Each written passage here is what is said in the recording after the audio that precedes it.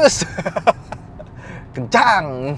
Halo semuanya, kembali lagi di Faridu Hanif ya. Kali ini kita mau bahas Volvo C40, mobil dengan harga 1,4 miliar, di mana kalau kemarin kita bahas EQA dari Mercedes-Benz crossover listrik termurah, dan BMW juga baru keluar yang baru nih, 1,4 miliar juga, namanya BMW iX1. Jadi itu X1 tapi yang versi listrik.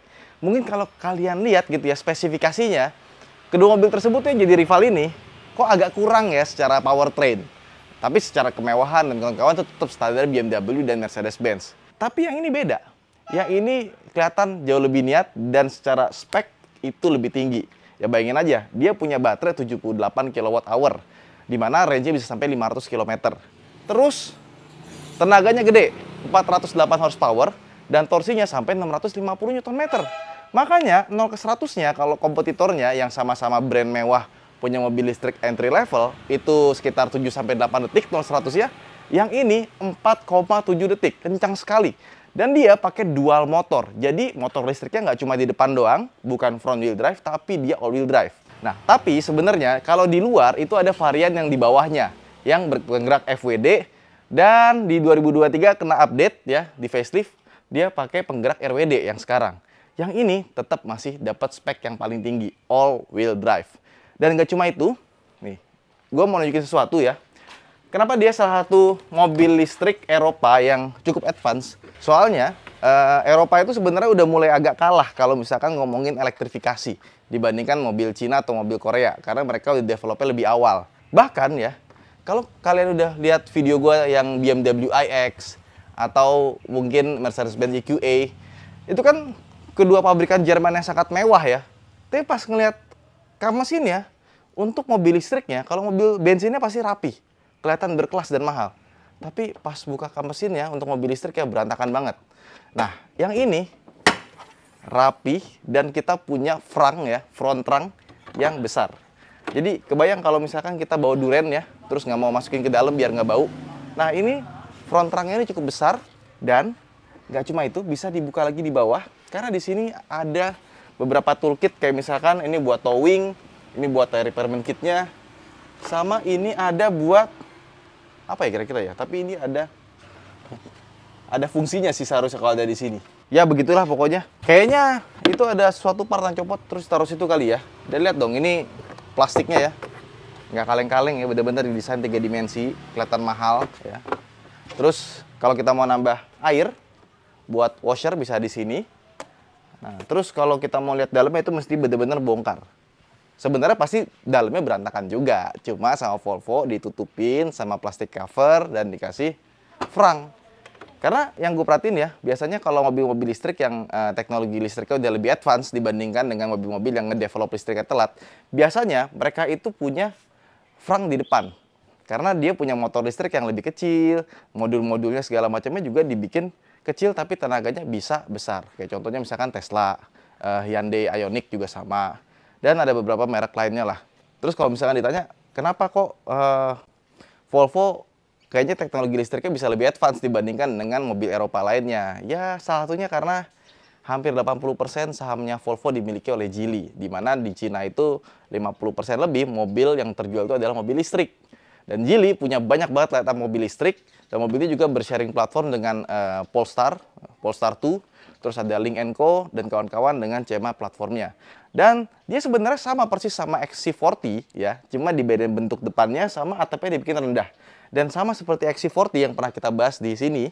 Lihat nih, dia punya air woofer teknologi di mana dia punya subwoofer itu ditaruh di bagian depan sini. Dialirin ke dalam interior. Oke, kalau kita mau tutup tinggal begini aja. Udah, dan secara desain dia seperti XC40 tapi dibuat lebih clean ya, karena grillnya dibikin tertutup seperti ini tapi tetap ada ventilasi udara di bagian sini. Di bawah sini ada ventilasi lagi dan di bagian bawah sini ini ada sirip-sirip yang bisa buka tutup. Jadi kalau misalkan nggak dibutuhkan dia bisa otomatis menutup. Nah, di balik logo Volvo ini ada sebuah radar dan ada kamera buat kamera 360-nya. Tapi untuk Volvo ini dia nggak ada ininya ya, air buat nyemprotin, buat membersihkannya ya. Lampunya kurang lebih mirip tapi beda dengan XC40. Sama Volvo itu dia punya wiper ya, dengan washer itu yang ada di bagian tulang wipernya sini. Jadi ada di bagian sininya sama sini. Pas nyemprot itu nggak bakal kena. Kalau ada motor di samping kita nyemprot gitu nggak bakalan kena kemana-mana. Terus bannya dia pakai Pirelli P Zero yang elektrik ya, ada tulisannya elek di sini. Ele apa elek? Ele jelek dong ya kan. Dan ukurannya 19 inci dengan kaliper rem yang sangat besar. Terus kalau misalkan kita lihat lagi ya, kalau ini mobil kita lihat dari sini aja gitu ya, nggak ngeliat atapnya, itu persis banget sama XC40. Tapi C40 ini adalah varian yang versi Sport Activity Vehicle ya kalau BMW nyebutnya ya. Jadi versi crossover tapi coupe, jadi dia atapnya lebih landai. Atasnya ini sebenarnya bukan black top, tapi dia full kaca sampai ke bagian sini. Tapi kacanya paten, kayak Ioniq 5. Jadi nggak bisa nggak bisa dibuka sunroofnya. Nah, terus sampai sini dia turun landai dan bentuknya jadi lebih ganteng. Dan bedanya XC40 Recharge itu ada varian yang plug-in hybrid sama varian listrik. Kalau C40 ini semuanya listrik, jadi nggak ada varian bensin atau plug-in hybridnya. Terus ke belakang, gue suka banget nih kalau lampunya nyala ya. Jadi ini kan kelihatannya lurus, tapi pas dia nyala, nah titik, baru dia nyambung ke bagian bawah. Keren.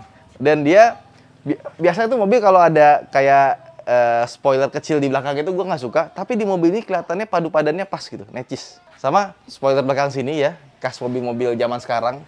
Biasanya suka dibikin aksen-aksen yang aneh, termasuk ini. Ini kanan kirinya terpisah, kayak mobil Tiongkok. Ya. Ada tulisan Volvo gede sekali di sini. Terus di belakangnya sini ya, kalau kita lihat sama sekali tidak ada knalpot ya, karena emang mobil listrik. Dan di sini tulisannya Recharge Twin. Jadi kalau Volvo itu biasanya kalau kita lihat emblem belakangnya ini ada T6, T7, T8, makin gede angkanya itu semakin kenceng. Tapi kalau ini cuma twin aja, menandakan dia punya twin motor. Oke, kita buka bagian belakangnya dari sini. Sudah elektrik dan ada ini ya, kick sensornya juga. Tuh kan nutup. Tapi kick sensornya tuh sangat responsif loh. Nggak pakai nunggu lama dan nggak lemot. Cuma tetap aja walaupun punya kick sensor, gue lebih seneng pakai tangan manual sih. Ya ada kamera mundur di sini, tombolnya di sini, ada separatornya, dan bagasi jujur aja nggak begitu besar, terutama karena dia punya bentuk yang coupe ini. Jadi atasnya ini nggak bisa lagi ya naruh barang. Dan khas Volvo itu semuanya dibikin rapi sekali ya. Jadi kalau ketutup ini nggak ada panel bodi yang kelihatan sama sekali. Dan ini nih, ini kalau dibuka bisa jadi separator. Kita angkat seperti ini. Nah, oke. Jadi kita bisa punya barang di sini sama di sini tuh nggak nyampur gitu. Kalau misalkan yang di sini ada barang-barang yang agak berair basah, ya nggak bagus juga sih, jangan ya. Ya pokoknya bisa nggak campur lah. Sama kita dapat charger portable. Cuma kalau pakai portable gini ya jelas pastinya lama dan dia fast chargingnya nggak gede-gede amat. Jadi untuk dari 20 ke 80% itu membutuhkan waktu sekitar 30 menit. Jadi nggak terlalu kenceng. Dan kita lihat ini masih ada ruang yang cukup lumayan. Kalau kita naikin lagi, ini juga masih ada sampai ke bagian sini ya. Rapih. Sama kalau kita mau akses bagian depan, di sini ada kayak laci kecil nih. Nah. Halo. Udahlah, pokoknya begitulah. Tembusnya gimana nih? Oh, oke. Bisa ternyata dari sini ya. Cuma begitu aja. Sama di sini ada tiang, ini buat headrest bagian tengah. Oke.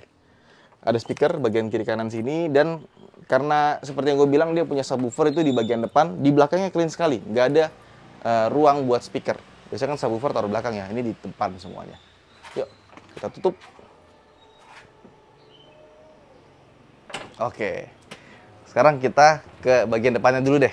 Nah, terus karena yang gue bilang tadi, ini sebenarnya basicnya XC40, cuma dikasih atap yang lebih landai sama tampilan yang berbeda.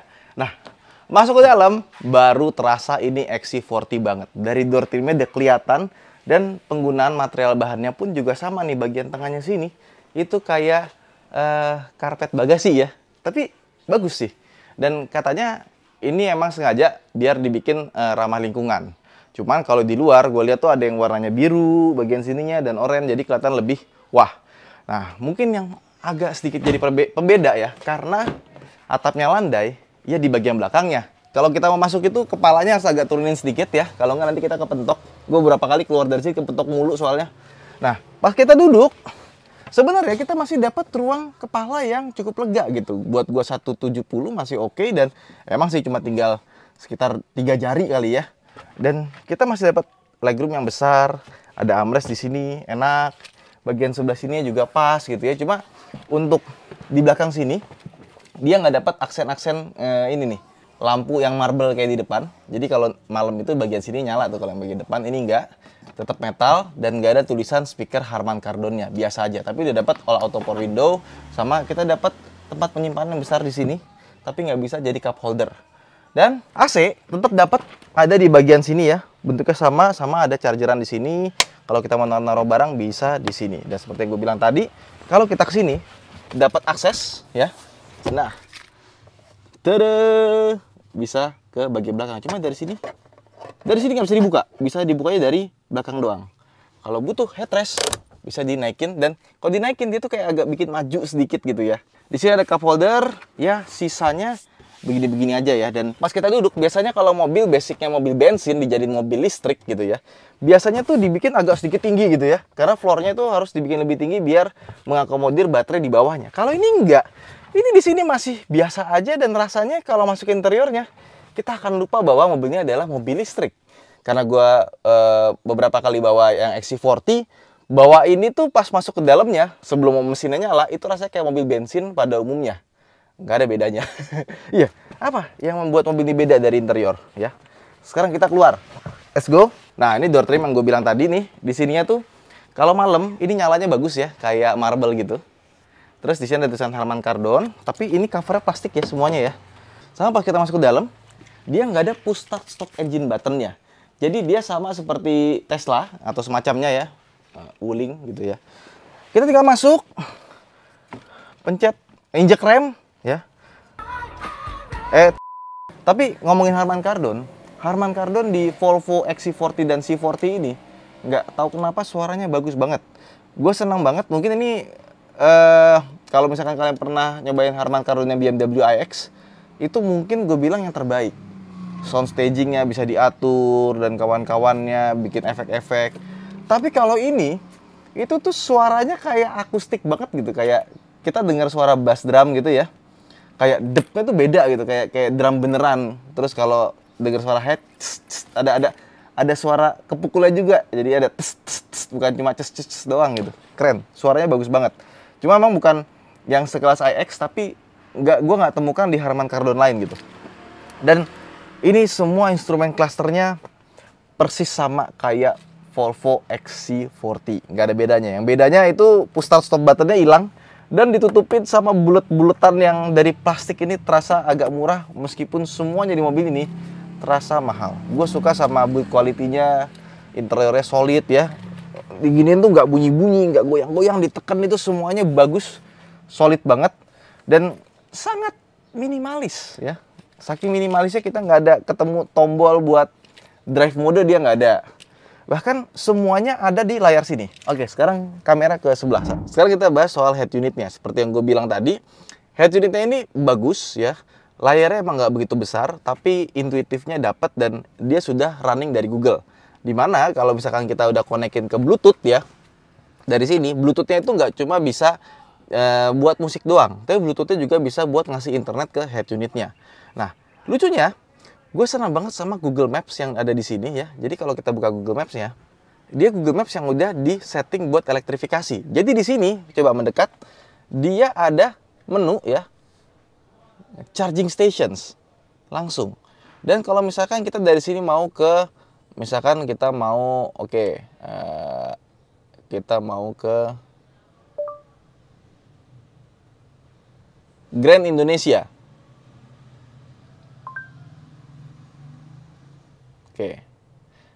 Ya nggak sesmooth itu sih emang sih. Nah, di sini ada EV charger. Jadi sepanjang jalan tuh kita mau ngecas di mana tuh, dikasih lihat. Jadi bagus banget gitu, ya. Ngomong soal charger tadi gue belum bahas ya. Dia chargernya pakai biasa lah ya, CCS, dan ada CCS combo. Jadi di chargeran mana aja bisa, bukan chargeran yang aneh-aneh, yang sangat umum sekali. Jadi si Google Maps-nya ini sudah dibuat untuk elektrifikasi gitu, udah ready. Dan ini membuat kita jadi nggak perlu pakai Android Auto. Dan emang gue colokin kabel di sini ya, kok Android Auto-nya nggak jalan gitu. Apakah mungkin harus di-download dulu di sini? Karena di sini ada Play Store.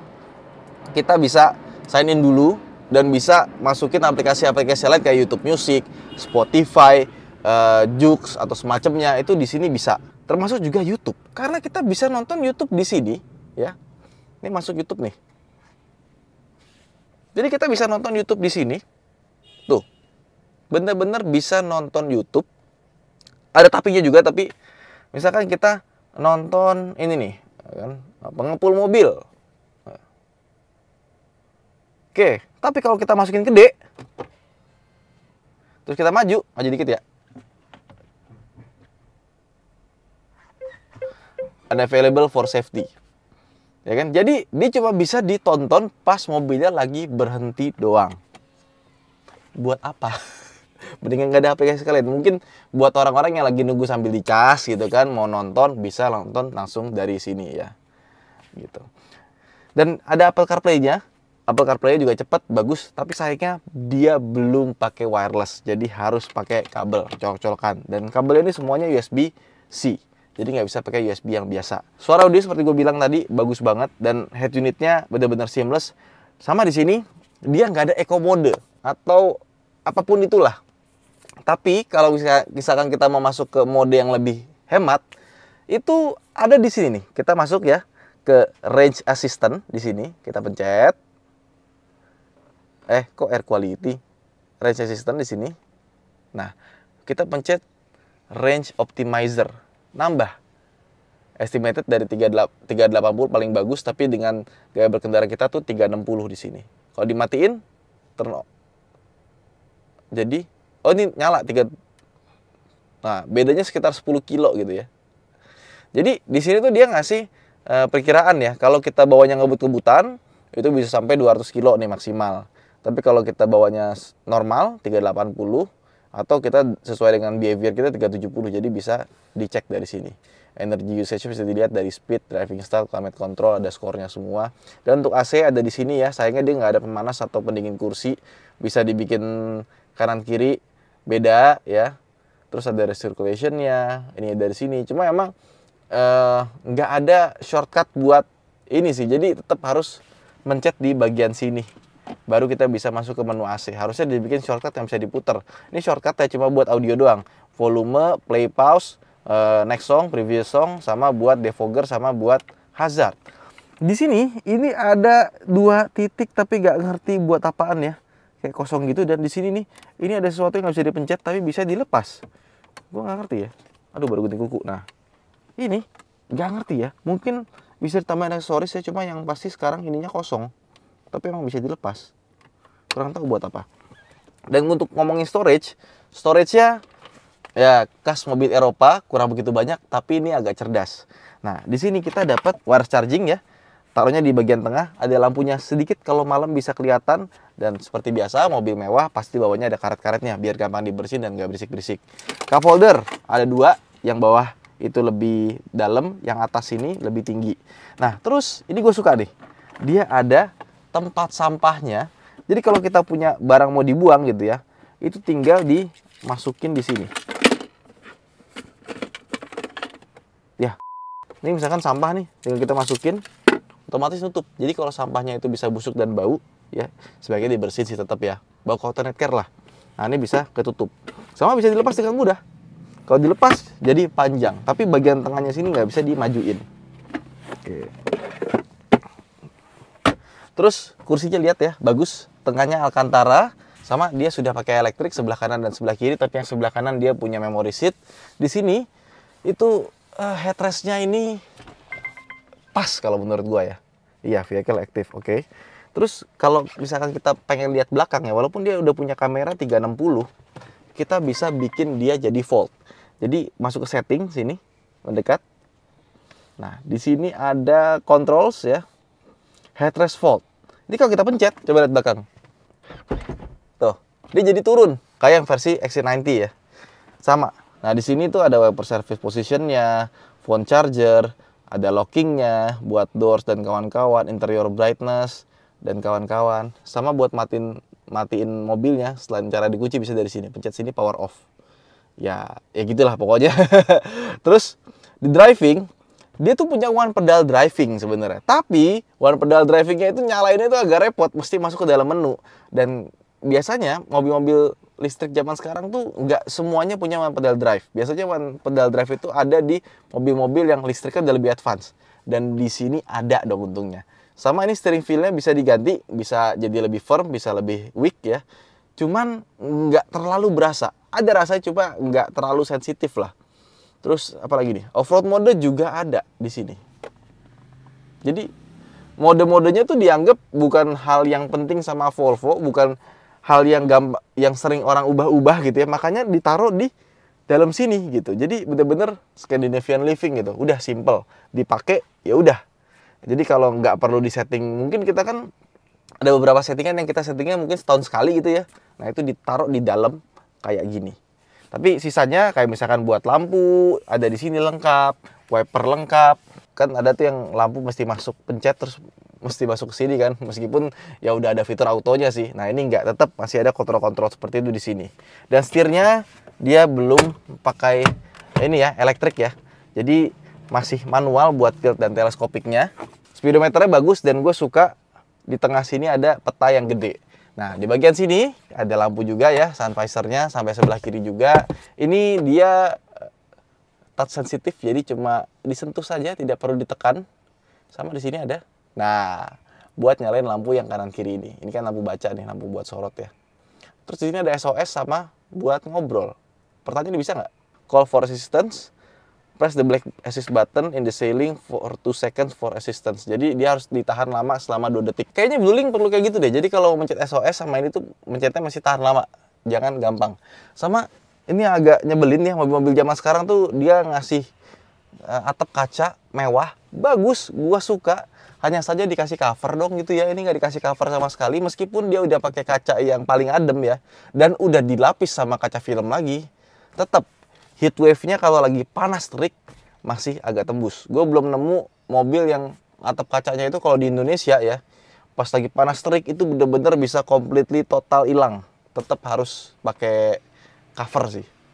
Mungkin ada yang bikin cover kayak BYD kali ke depannya. Tapi so far gue sama interiornya suka banget sama ini mobil. Oke, sekarang kita ada di balik kemudi dari Volvo C40 ini. Dan bisa kalian lihat ya, ini mobil dipakai di jalan yang masuk-masuk gang gitu, jalan pelan. Wah, itu perfect banget. Jadi ketika dibawa pelan, ini mobil peredaman kabinnya bagus. Suspensinya nyaman, empuk.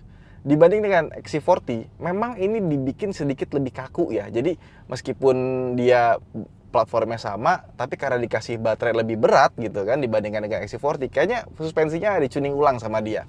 Makanya dibikin kalau kita lewat jalan yang prosedur miring gitu ya, dia agak goyang itu masih ada gitu dibandingkan dengan XC40. Tapi masih dalam kadar yang empuk. Dan gua rasa juga travelnya dia suspensinya bagus ya. Jadi pas kita latin yang gede gitu ya, terus kita pelan gitu ya, tuh masih ada guncangannya, masih deng, deng. Dan pas lagi pelan begini, ini benar-benar seamless sih. Setirnya ringan, mudah, muter balik juga gampang. Dan yang paling terasa advance dibandingkan dengan competition-nya ya, dibandingkan dengan AX1 dengan EQA, pedal feel-nya. Pedal feel-nya bagus. Even pedal remnya yang seperti gue bilang, XC40 itu pedal remnya masih agak kurang enak gitu. Karena dia kan antara regenerative braking, dia nggak full listrik, dia nggak segitu kuatnya, tapi dia harus dibagi gitu sama mechanical. Yang ini bagus dan ada one pedal driving. Hari pertama gue masih pakai rem manual ya, dan dia regeneratifnya tuh nggak bisa diatur seberapa kenceng gitu ya. Jadi bener-bener dah, lu masuk mobil, lu injek rem, lu maju, jalan tuh mobil. Bener-bener nggak ada yang bisa disetting tuh regeneratifnya berapa dan kawan-kawannya, driving modenya gimana. Cuma ditambah range extendernya doang tuh dipencet tadi ya. Jadi bener-bener kita dibikin hidupnya bener-bener simple, khas Skandinavian kayak interior IKEA, kayak gitulah kurang lebihnya lah. Dan ketika one pedal drivingnya dipakai, nah di situ baru berasa bahwa ini drivetrainnya listriknya sudah matang. Memang belum se-advance, senatural one pedal drivingnya si Ioniq 5 ya. Menurut gue Ioniq 5 masih yang the best sih untuk pedal feel-nya. Tapi ini sudah mendekati. Kurangnya itu cuma ini doang, pas kita agak lepas cepat gitu ya, dia tuh agak kayak ada satu step nginjek rem, habis itu nginjek remnya agak dalam gitu, nggak langsung gradualnya, nggak begini dia, kayak gini, set gitu. Kelihatan nggak gue gininya? Ya gitulah pokoknya. Dan kecepatan tinggi, ini juga kita bisa merasakan kenyamanan dari mobil ini. Jadi kalau kalian berharap mobil ini meskipun dia bentuknya lebih sporty ya, kayak sport active vehicle ya, SAV, yang coupe-coupe crossover, ternyata pas sudah kita bawa, dia lebih ke mobil yang comfort oriented. Jadi dibawa di tol, ketemu jalan yang gelombang, ketemu sambungan jembatan, ini mobil nyaman sekali. Sama kurang lebih kayak XC40. Kalau udah ngebut gini sama XC40 itu hampir rasanya mirip gitu. Cuma kalau di kecepatan rendah seperti gue bilang tadi, ketemu jalan agak miring, dia nggak terlalu miring-miring gini dibanding dia agak lebih goyang-goyang dibandingkan dengan XC40. Tapi kalau ada bawa jalan gini sama rasanya. Peredaman kabinnya bagus. Suara luar tuh ya, itu hampir nggak kedengeran, cuma suara kolong aja nih. Karena kan kalau mobil listrik itu kan nggak ada suara mesin ya, jadi pendengaran kita yang lain tuh lebih sensitif. Terus suara audionya juga bagus sekali, jadi kalau udah jalan itu benar-benar kayak kita terisolir, benar-benar kayak ya mobil di kelasnya lah, mobil mewah.